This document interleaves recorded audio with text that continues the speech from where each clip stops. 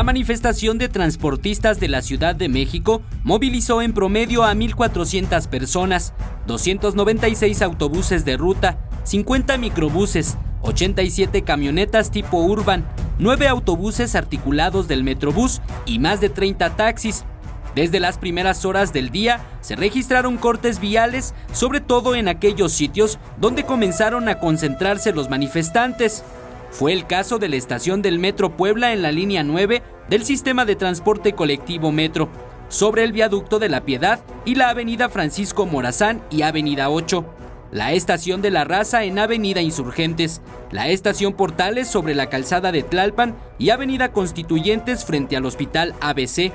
Conforme el contingente avanzó con dirección al Zócalo capitalino, la Secretaría de Seguridad Ciudadana, a través del Centro de Control y Comando C5, registró importantes cortes a la circulación. Los de mayor conflicto fueron sobre Avenida Reforma, a la altura de Bucareli, el cruce de las calles Donceles y Allende, en la Colonia Centro, Avenida Fray Servando Teresa de Mier, a la altura de la calle Genaro García, y Avenida Insurgentes, a la altura de la calle Valentín Gómez Farías. Tras las movilizaciones, la Secretaría de Seguridad Ciudadana desplazó a más de 2,000 elementos del agrupamiento de tránsito que se sumaron al personal que desplegó la Secretaría de Movilidad y la Secretaría de Gobierno de la Ciudad de México. Eric Pinto, 21 Noticias. Porque no sabemos